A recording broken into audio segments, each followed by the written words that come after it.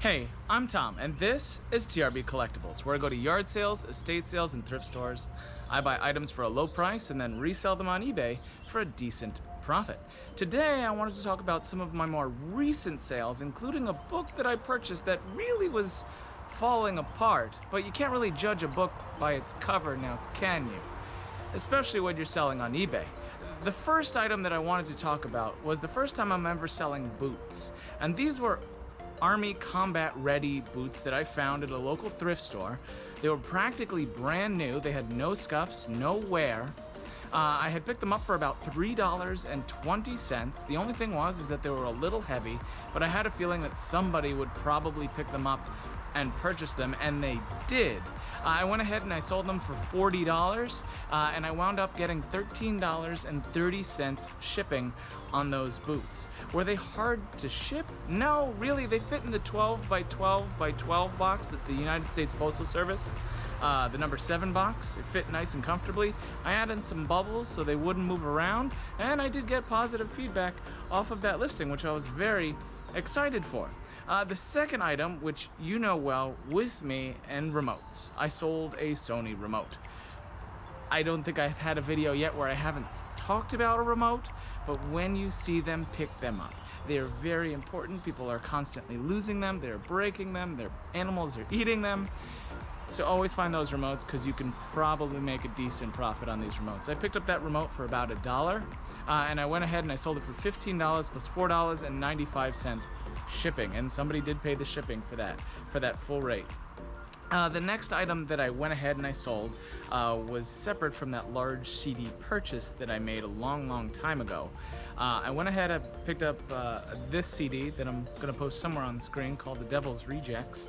I went ahead and I picked that CD up for $3.06, and I went ahead and I sold it for $17.99, and the person paid $2.89 shipping. Surprisingly, that took less than a week to sell.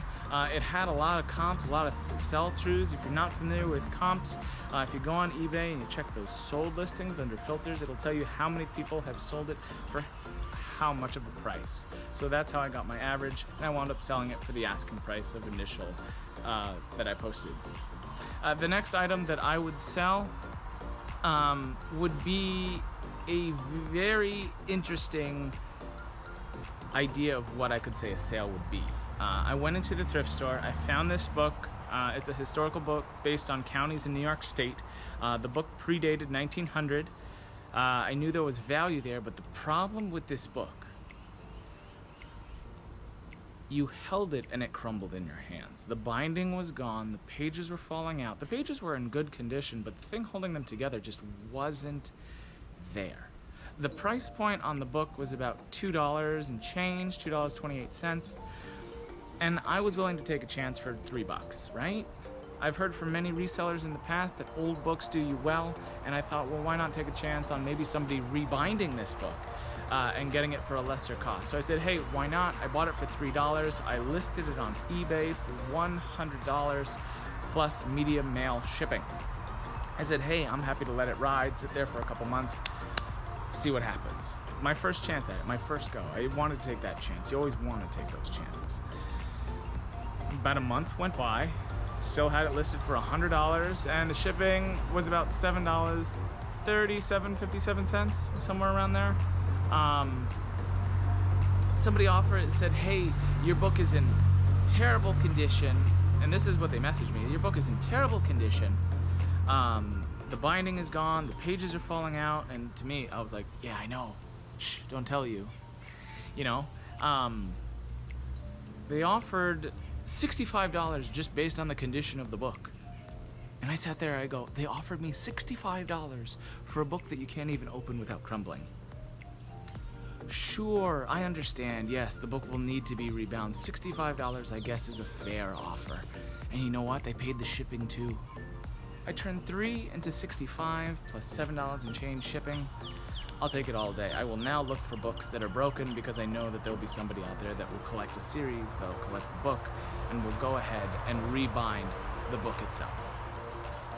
That's why I'm always going to say, as the title of the video says, don't judge a book by its cover. Just because it's broken and decrepit doesn't mean somebody wants it. for themselves to add to their collection. Be that middle person. Go ahead and move it to the next person that wants that broken book so they can fix it because you don't know how. The next one is something that you've seen before, and I'll always say pick up your VHS DVD players, not DVD players, but VHS and DVD combos and VHS players themselves. People play home movies on these things. People still use VHS tapes. Trust me, just go with it. Just pick them up. I'll add a clip in somewhere right here.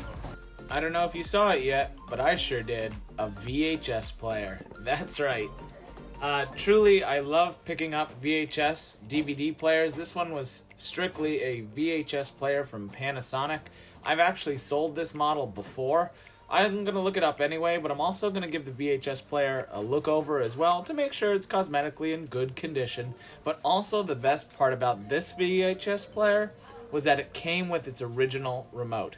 So reselling it should be a little bit easier because I have the remote, and who doesn't want to use the remote? Now, this player itself, without the remote, should get anywhere between $35 to $50.